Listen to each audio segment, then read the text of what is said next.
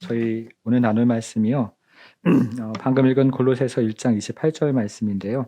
한 번만 같이 더 읽어보고 이 말씀 잠시 나누겠습니다. 같이 다시 한 번만 좀 읽어보겠습니다. 시작.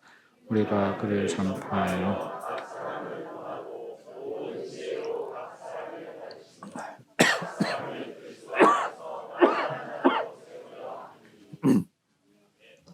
네, 아멘. 우리가 신약 성경에서 제자라는 말을 찾아보면요. 사복음서와 사도행전에서만 이 제자라는 말이 나옵니다. 제가 하나하나 찾아본 건 아닌데요. 이렇게 찾은 사람에 대한 책을 읽어보니까 한 250회 가량이 나옵니다. 이 마태복음에서는요, 제자라는 말이 두 가지 경우를 제외하고 12명의 제자들에게만 이 제자라는 말이 사용이 됩니다. 마가복음에서는요, 더 보수적으로 사용을 하는데요. 마가복음은 오직 12명의 제자만 제자라는 단어를 사용해서 부릅니다. 한 번도 예배가 없는 것이죠. 근데 이 같은 제자의 용어를 조금 넓게 사용한 사람이 누가인데요. 여러분 누가복음을 보면서 70인 제자라는 말을 혹시 읽어보신 적이 있습니까? 70인 제자라는 말이 누가복음에 나오는데요. 누가는 사도행전에 가면 믿는 사람들을 모두 제자라고 합니다. 처음 예수 믿고 교회 오는 사람들이 있는데요. 이 사람들을 가리켜서 처음에는 믿는 자라는 말과 제자라는 말을 동시에 사용하다가 나중에 되면 제자라는 말을 주로 사용하는 것을 우리는 사도행전에서 확인을 하게 됩니다. 믿는 사람들을 누구나 예수님의 제자라고 성경은 부른다는 거죠. 그래서 그리스도인으로 부르심은 곧 제자로의 부르심입니다. 그리스도인의 부르심 따로 있고 제자의 부르심이 따로 있는 것이 아니라 이 부르심이 같은 부르심이라는 거죠. 여러분, 그런데 우리가 이제 복음서 이후에 사도행전 이후에 등장하는 책을 서신서라고 하잖아요. 이 서신서로 가면 제자라는 호칭이 나오지가 않습니다. 성경을 유심히 한번 보신 분들은 머릿속으로 한번 생각해 보시면 사도행전 그리고 복음서에서는 그렇게 많이 사용된 250회나 사용된 제자라는 말이 서신서에 가면 갑자기 사라지는 것이죠. 어디에 나오냐면요. 고린도전서 15장 부활장 여러분 아시잖아요. 그렇죠? 이 부활장을 가서 보면 부활하신 예수님이 게바와 12 제자에게 보이셨다. 거기에만 나오고 다른 서신서에서는 이 제자라는 말 자체가 나오지가 않습니다. 생각을 해보는 거죠. 왜 서신서에서 갑자기 제자라는 말을 사용하지 않을까? 왜 중단이 되었을까? 생각을 해보는 것입니다. 서신서에서 제자라는 말이 갑자기 중단된 이유가 있는데요. 이 서신서를 받는 문화는 헬라 문화권이고요. 그리고 이 복음서에 나오는 제자라는 단어를 쓴 그 문화권은 히브리 문화권입니다. 이 헬라 문화권에서 제자라는 말은요, 오늘날 예를 들면 대학원생과 같은 개념입니다.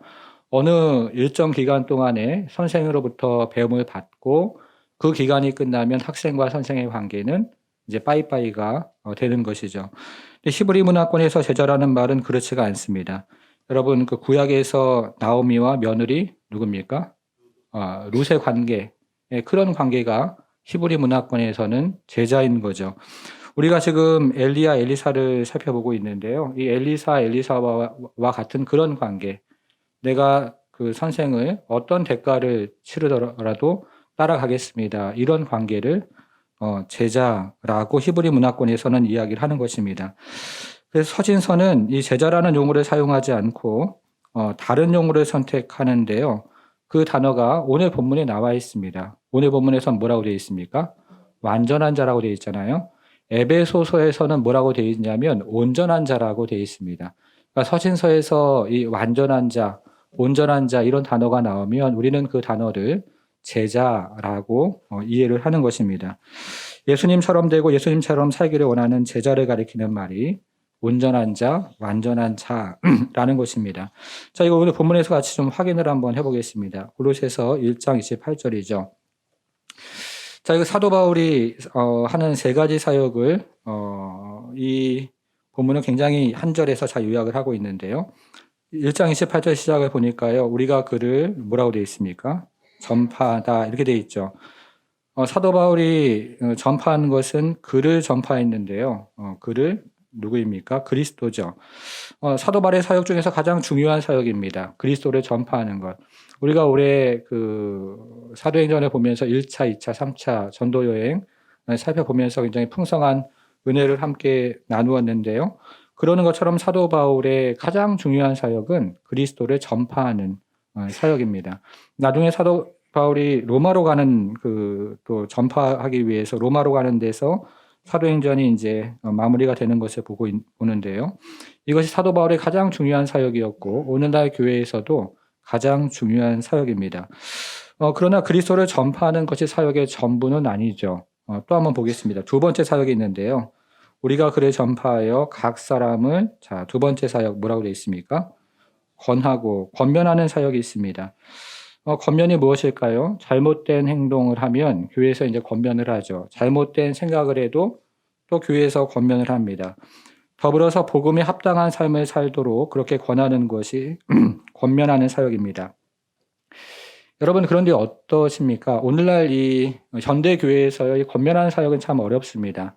이제 성도들이 다 이제 서구의 영향을 받아서요 개인화된 그런 사회 그런 교회에서요 권하면 이거를 오해하기도 참 쉽고요 튕겨나가기가 참 쉬워서 오늘날 목회자들도 권면하는 사역에 대해서 주저를 하게 되고 그리고 교회도 그것을 잘 받아들이지 않는 그런 시대가 되어가고 있습니다.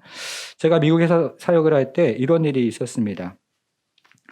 두 번째 교회에서 전도사 사역을 할 때였는데요. 이 교회는 개척을 한 지 얼마 안 되는 아주 작은 교회였습니다. 성도가 한 30여 명 이렇게 모여서 신앙생활을 하는 그런 교회였는데요. 이 교회 안에 그 개척 멤버였던 기둥과 같은 두 가정이 있습니다. 사람들이 많으면요, 개척 멤버가 누구인지 그리고 이 가정이 어떤 관계인지 별로 이렇게 티가 나지가 않는데요. 근데 이 두 가정이 굉장히 서로 미워하고 또 불편한 그런 관계였는데 교회가 작다 보니까 그런 관계가 이제 고스란히 나타나는 거예요. 주일날 예배를 드리러 모일 때마다 그런 불협화음이 교회 이곳저곳에서 드러났던 것입니다. 그래서 어느 날 이 담임 목사님이요 이 두 가정을 불렀습니다. 그리고 나서 이제 서로 화해할 것을 권면을 했습니다. 여러분 두 가정이 어떻게 했을까요? 받아들이지 못하고 계속 그 자존심을 세우면서 담임 목사님의 권면을 받아들이지 못했습니다. 담임 목사님이 이 일로 인해서 굉장히 마음을 쓰면서 기도를 많이 하셨는데요. 결국 담임 목사님이 어느 날 사임을 하셨어요. 그러는 바람에 저는 졸지에 담임 전도사가 제가 되었습니다. 담임 목사님이 좀 귀뜸을 해주시고 사임을 하시면 같이 사임을 하면 되는데 어느 날 그냥 주일날 이렇게 예배를 드리는데 그냥 선포를 해버리시는 바람에 저는 졸지에 담임 전도사가 됐습니다. 남은 성도들을 이제 케어는 해야 되잖아요.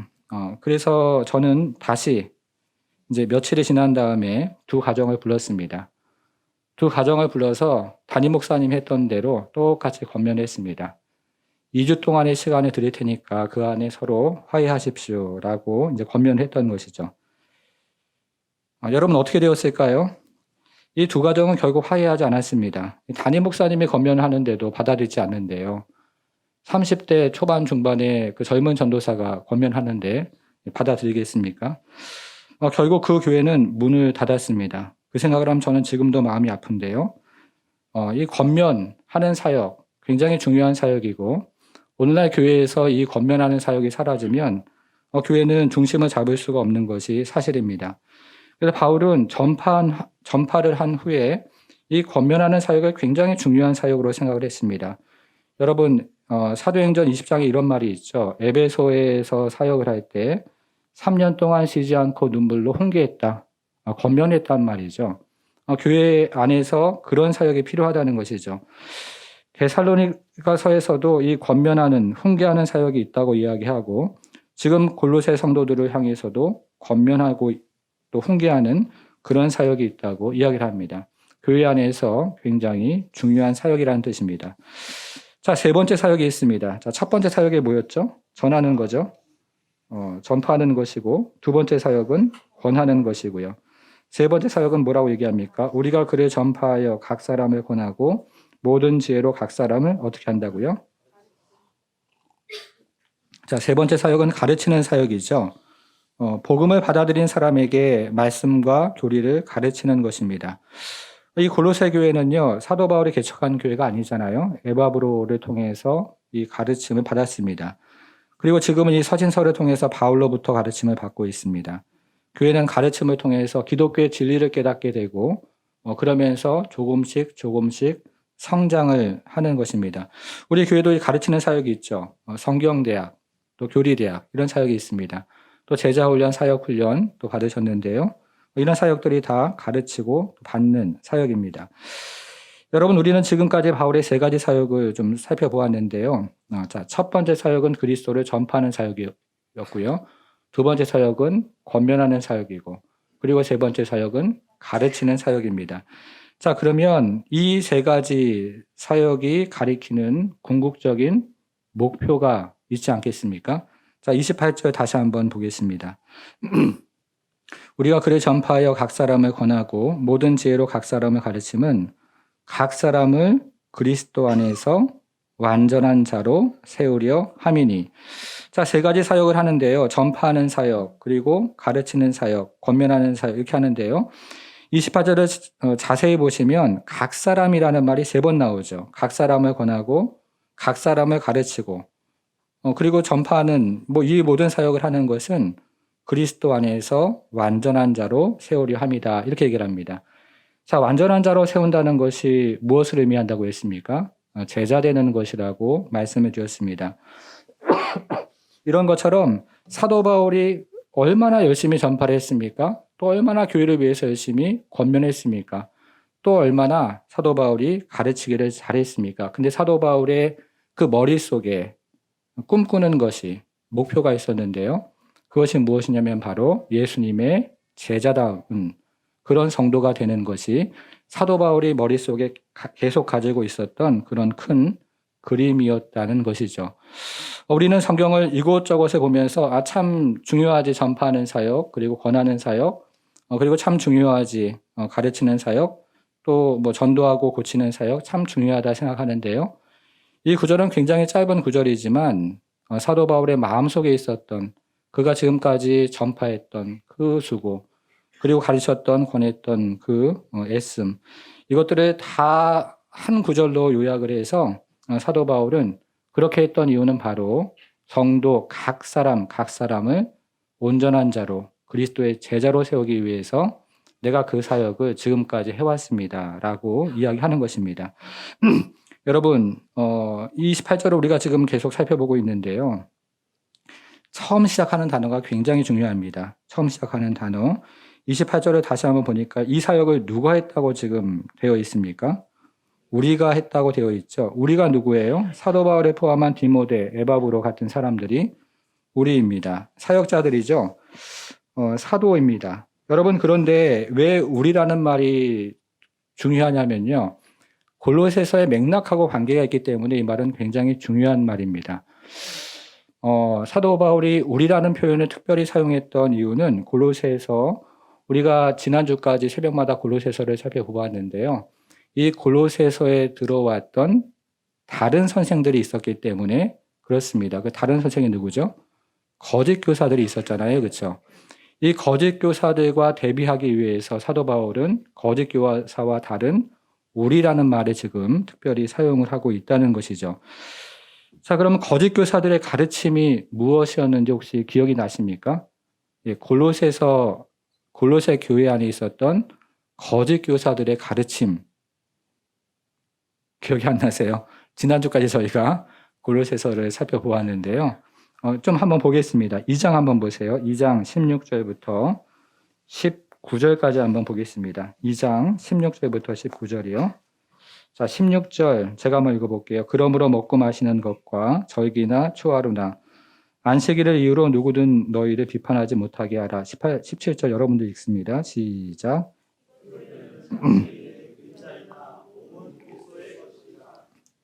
아무도 꾸며낸 겸손과 천사 숭배를 이유로 너희를 정죄하지 못하게 하라.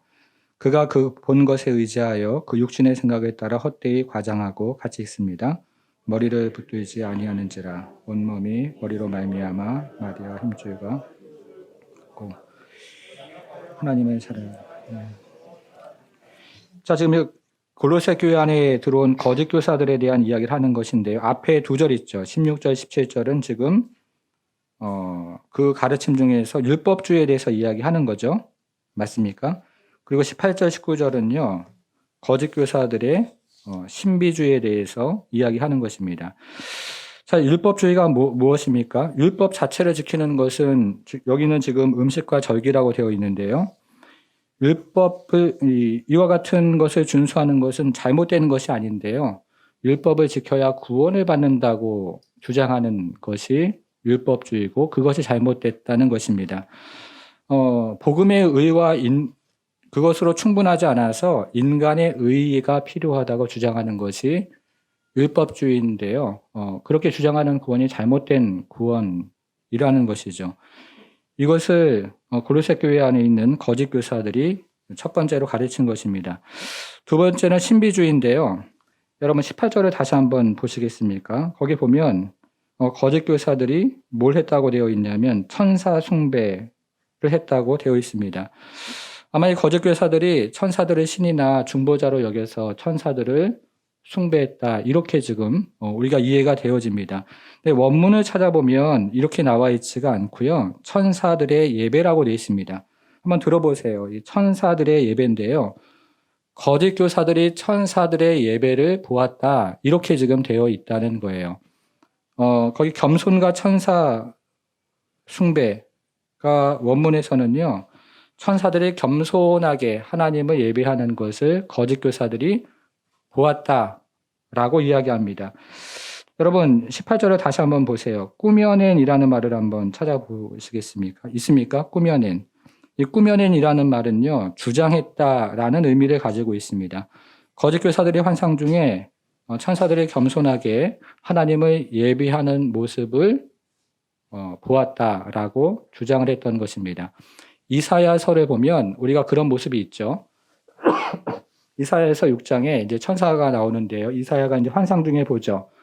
천사가 두 날개는 입을 가리고 두 날개는 발을 가리고 두 날개로 날면서 겸손을 취하면서 하나님을 예배하는 모습을 이사야서 6장에서 보게 됩니다. 거짓 교사들이 동일하게 우리가 그런 모습을 보았다고 지금 주장을 하고 있다는 거예요. 실제로 그들이 보았는지 안 보았는지는 모르겠습니다. 실제로 보았을 수도 있고요. 그렇지 않을 수도 있어요. 그러나 그들은 분명하게 자신들이 이사야가 보았던 천사들이 겸손하게 입을 가리고 발을 가리면서 하나님을 예배하는 모습을 자기들은 보았다. 이렇게 주장을 지금 하고 있다는 것입니다. 여러분, 그런데요. 이와 같은 신비 체험에 문제가 있어요. 신비 체험이 다 문제라는 것이 아니고요. 신비 체험을 어떻게 하는 것이 문제가 있다는 것입니다. 그 다음을 한번 볼게요. 그가 18절이죠. 아무도 꾸며낸 겸손과 천사 숭배를 이유로 너희를 정죄하지 못하게 하라. 한번 보세요. 그가 거짓 교사들이죠. 선생들이죠. 그가 그 본 것에 어떻게 한다고 되어 있습니까? 의지한다고 되어 있죠. 신비 체험을 의지한다고 되어 있습니다. 말씀보다 신비 체험을 더 의지하는 사람들이 거짓 교사였던 것입니다. 그래서 의지하게 되면 또 어떤 일이 일어나냐면요. 그 육신의 생각에 따라 헛되이 과장하는 일이 일어난다는 거예요. 육신의 생각이 뭐겠습니까? 교만이라는 거죠. 우리의 육신 안에 있는 생각, 내가 저 사람보다 이것을 보았으니까 내가 조금 더 나은 신앙을 가지고 있지 라고 생각하는 교만, 그 교만을 가지고 우쭐대기를 시작하는 것이 바로 문제라는 것입니다. 여러분 진짜로 신비로운 체험, 영적인 체험을 하면 사람이 어떻게 될까요? 이사야가 어떻게 했습니까? 이사야가 정말로 천사들이 겸손하게 하나님 예배하는 것을 보고 하늘에서 일어나는 그 신비로운 일을 보고 이사야는 화로다. 내가 죄인이고 내가 죽게 되었다. 이렇게 이야기하지 않습니까? 정말로 신비로운 체험을 하고 사도 바울처럼 3층 체험을 한 사람은 겸손으로 오히려 자신이 얼마나 연약한 존재이고 죄인이고 죽을 수밖에 없는 인생인 것을 오히려 하나님 앞에 바짝 엎드려 토로할 수밖에 없는 그런 인생이 되어지는 것입니다. 근데 지금 거짓 교사들은 이 영적인 체험을 하면서 그것을 의지해서 그것을 자랑해서 다른 사람보다 내가 더 우월하니 나의 말을 들어라 라고 지금 족쇄처럼 이야기하고 있는 것이죠. 여러분, 영적 체험이 잘못됐다는 이야기를 하는 게 아니잖아요. 그렇죠? 근데 영적 체험을요, 다른 사람보다 내가 조금 더 우월한 사람이다 라는 뉘앙스로 자주 간증을 하는 것은 그것은 좀 조심해야 되는 일입니다. 자, 이렇게 거짓 교사가 두 가지 그 가르침을 골로새 교회 안에 퍼뜨렸는데요. 이것이 오늘날 왜 문제가 되는지를 한번 생각을 하고 정리를 한번 해보겠습니다. 이 율법주의와 신비체험은요, 어떤 면에서는 닿는 것도 있고 어떤 면에서는 굉장히 갈라지는 면도 있습니다. 한번 생각을 해볼게요. 여러분, 오늘날 율법주의는 어떻게 나타날까요? 우리가 삼위일체 하나님을 믿는데요. 성부, 그다음에 뭡니까? 성자, 또요? 성령, 이렇게 삼위일체, 성부, 성자, 성령 하나님을 우리는 믿습니다. 여러분 믿으시죠? 또 율법주의라는 것은요, 성부, 성자, 성령이 아니라 성경을 신봉을 합니다. 말이 조금 어려운데요. 성경을 믿는 것이 잘못되었다, 이런 말씀을 드리는 게 당연히 아니고요. 성령의 인도하심을, 말씀을 믿지만 성령의 인도하심을 배제하는 신앙, 그것을 우리는 오늘날 율법주의라고 이야기하는 것입니다. 여러분, 이 율법주의의 문제점이 무엇인지 아십니까? 신앙생활은 핵심이 있습니다. 성령을 통해서 성부와 성자와 영적인 교제를 하면서 하나님의 형상을 닮아가는 것이요, 신앙생활의 핵심입니다. 제가 자주 그 존 스톡트 목사님의 것들을 인용을 하기도 하고 말씀을 드리기도 하는데요. 그가 마지막 죽을 때 설교했던 그 설교가 하나님의 형상이었던 것처럼 과거에 우리를 부르신 목적, 현재를 살아가는 이유, 미래에 되어질 우리의 모습, 하나님의 형상으로 빚어지는 것 아니겠습니까? 우리는 성령을 통해서 성부와 성자와 교제를 하면서 하나님의 형상으로 빚어져가는 것이 우리의 궁극적인 목적입니다. 여러분, 그런데요, 성경에 나오는 바리새인들을 보니까요, 성경에 나와 있는 것들을 꼼꼼히 살핍니다. 그리고 지킵니다. 그런데요, 그들 가운데 하나님의 형상을 닮아가는 그 핵심을 놓치는 것이죠. 그것이 바로 율법주의입니다. 예를 한번 들어보겠습니다. 우리가 인생을 살아가다가 보면 여러 가지 변화가 있습니다. 어떤 사람은 지휘가 변화가 직장에서 대리했다가 이제 과장되고 부장되고 이렇게 지위가 변화되면서요, 책임져야 될 사람도 생기고 직함이 또 변하고 권위도 주어집니다. 또 어떤 경우에는요, 장소가 변하죠. 사는 장소가 변하기도 하고요. 또 직장이 장소가 또 달라지기도 합니다. 또 상황이나 환경의 변화도 있는데요. 암 진단을 받거나 혹은 고혈압 판정을 받아서 생활 방식을 바꿔야 되는 이런 변화들이 우리 가운데 있습니다. 일정의 변화도 예기치 않게 생길 때가 있습니다. 지난 여름에요, 인도네시아 단기 선교 우리 다녀왔는데요. 너무 잘 다녀왔습니다. 돌아오는 길에요, 인도네시아 출발해서 싱가포르에 들렸다가 이제 부산항으로 이제 와야 되는데, 부산 그 김해공항으로 와야 되는데요.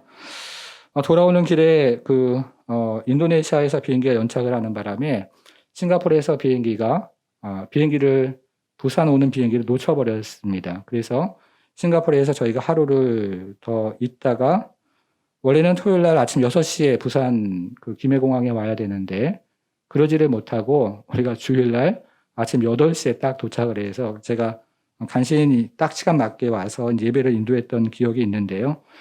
일정에 이렇게 차질이 생기는 경우가 있어요. 그런 경우에요, 사람마다 여러 가지 반응이 있습니다. 어떤 사람은요, 그게 불편해요. 그리고 그게 불안합니다. 계획이 이렇게 머릿속에 짝짝짝짝 있고 그 계획대로 진행되지 않으면 그것이 불편하고 불안한 사람이 있습니다. 세금을 낼 때도요, 만기일 한참 지났는데 미리 다 내고 서류를 가지고 있을 때는 꼼꼼히 처음부터 끝까지 다 적어야 마음에 평안이 오는 사람이 있습니다. 또 다른 경우에는 이런 겁니다. 이렇게 일정이 갑자기 바뀔 때요. 어떤 사람은 그것을 기대감으로, 약간의 설레임으로 생각해 보는 그런 공간을 가지고 그런 변화를 생각하는 그런 사람들도 있습니다. 여러분, 사도 바울의 2차 전도 여행 기억하시죠? 사도 바울이 전도팀하고 여행을 할 때요, 선교 여행을 하면서 자신들이 원래 가지고 있었던 계획이 있었고 그 계획대로 일정이 진행되는 것을 그들은 하나님의 뜻이라고 생각을 했습니다. 일정이 바뀌는데요. 일정이 바뀌었는데 그 바뀐 일정 안에서 하나님의 뜻이 있음을 깨닫고 성령의 인도하심을 그들은 받게 됩니다.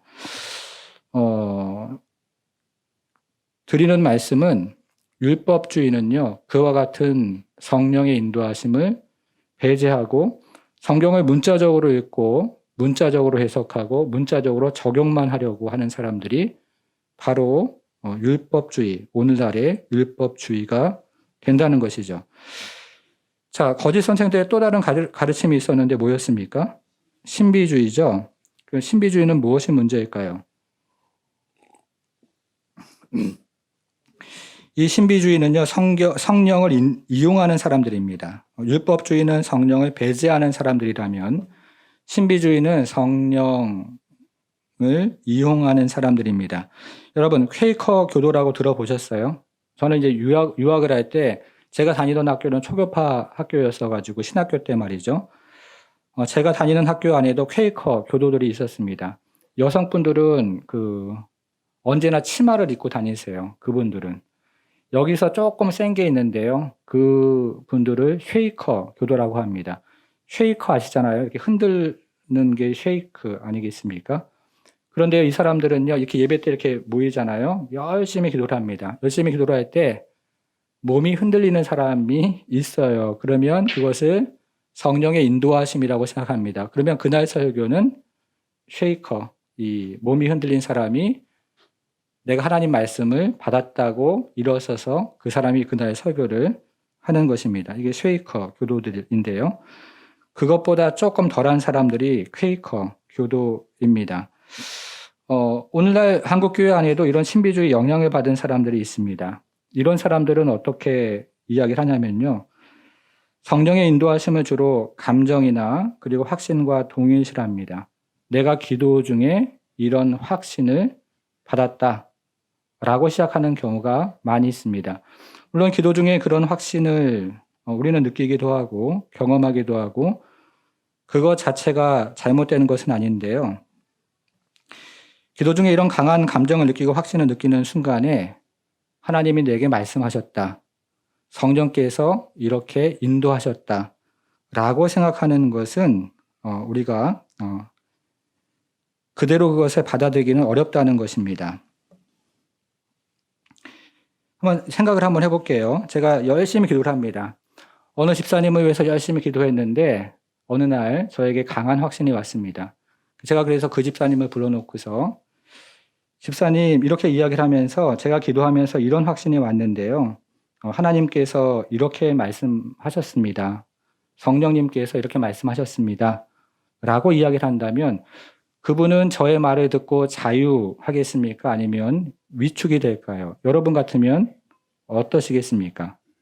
자유하겠습니까? 위축이 될까요? 잘 모르시겠어요? 한번 해봐야겠네요, 제가요. 저 같으면 위축이 될 것 같아요. 근데 성령이 계신 곳에는 뭐라고 되어 있습니까? 자유함이 있다는 것이죠. 자, 회의를 하는데 기도를 열심히 했는데요. 그런데 어느 분이 내가 기도를 열심히 하니까 하나님 나에게 이렇게 말씀하셨다. 라고 이야기를 하기 시작합니다. 여러분, 그러면 그 회의는 어떻게 될까요? 거기서 그냥 스탑입니다. 그렇죠. 자유함이 없이 그냥 그 말 때문에 거기서 서로가 더 이상 회의를 진행하지 못하고 끝나는 것이죠. 성령의 역사하시는 곳에는 자유함이 있는데 그런 자유함을 경험하지를 못합니다. 무슨 말씀을 드리는 것이냐면요. 거짓 교사들이 성령을 이용해서 골로새 안에 있는 성도들을 그렇게 조정을 했다는 것입니다. 그게 바로 신비주의예요. 여러분, 바울이요, 성령의 인도함을 받는다라는 말을 성경에서 그리 많이 사용하지는 않습니다. 사도 바울이 성령의 인도함을 받는다는 말을 성경에서 딱 2번 사용하는데요. 우리가 성령의 인도함을 받는다라고 할 때 주로 A, B 중에서 어느 것을 선택해야 될까라고 생각하는 경우가 있지만 사도 바울이 성령의 인도함을 받는다라고 이야기할 때 그런 경우에 사용한 적은 단 한 번도 없습니다. 여러분, 그 중국집 가서요, 짜장면 먹을까? 짬뽕 먹을까? 혹시 성령의 인도하심을 받고 드시는 분 계십니까? 그냥 그날 먹고 싶은 대로 드시면 되겠죠. 버스를 타고 가야 될지, 그리고 기차로 타고 가야 될지, 때로 우리가 신중할 필요는 있지만, 그거를 우리는 세계관이라고 이야기하는 것입니다. 지금까지 성경을 믿고 성경대로 살고 성령의 인도하심을 받으면서 우리 안에는 세계관이 형성이 되고, 그러면서 우리는 우리 안에 있는 세계관을 가지고 상식적으로 때로는 이성을 이용해서 결정을 할 수 있고, 그러면서 우리는 계속 그 세계관이 자라가면서 우리의 지식과 그리고 우리의 의지와 우리의 감정도 하나님을 향해서 점점 형상을 닮아가는 것입니다. 이렇게 성령의 인도하심은요, 구체적인 결정이나 계획을 할 때 가리킬 때는 사용이 되지가 않습니다. 제가 로마서 8장을 설교를 할 때 성령의 인도하심에 대해서 설명한 적이 한번 있는데요.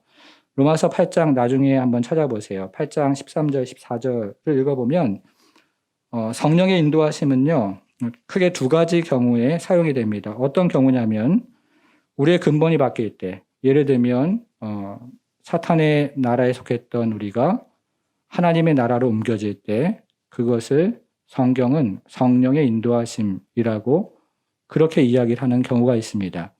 또 한 가지 경우는요, 신자가 하나님의 형상을 닮아가는 그 과정을 안에 있을 때 그것을 성령의 인도하심이라고 사도 바울은 그렇게 이야기를 합니다.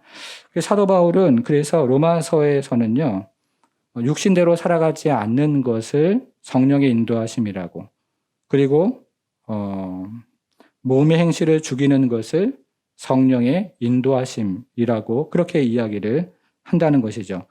여러분, 그래서 성령의 인도하심을 받는 사람은요, 아나니아와 삽비라처럼 거짓말을 하지 않습니다.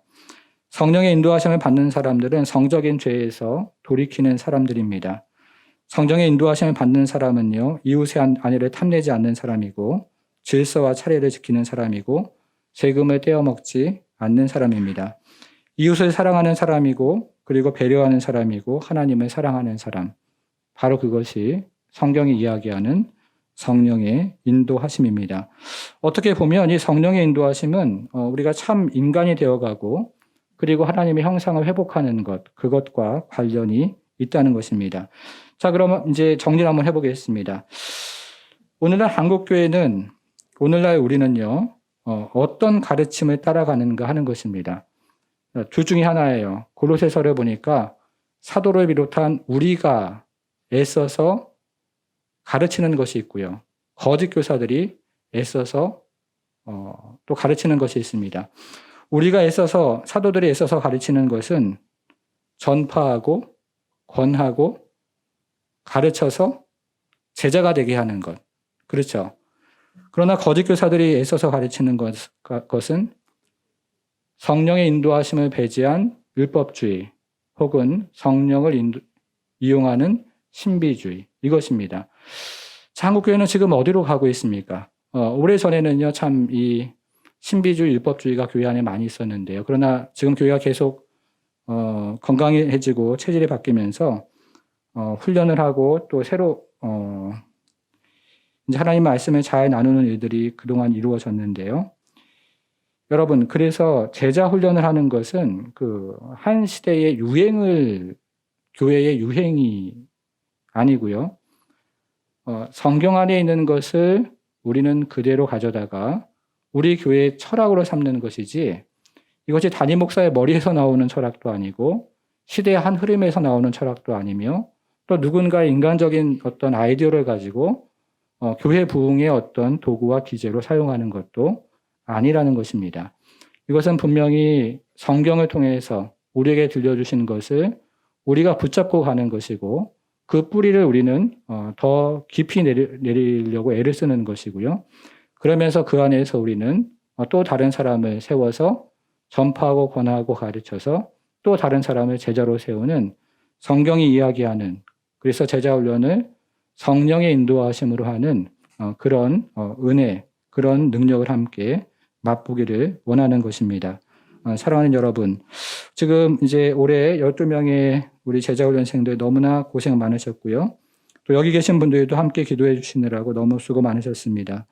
계속해서 이 교회가 제자훈련의 기초 위에 세워져서 하나님께서 원하시는 예수님을 닮은 그런 제자가 계속 생겨나고, 그러면서 우리의 인생이 그 안에 들어져서 주님께서 기뻐하시고 인도하시는 그런 교회가 되기를, 그런 성도가 되기를 주님의 이름으로 축복합니다.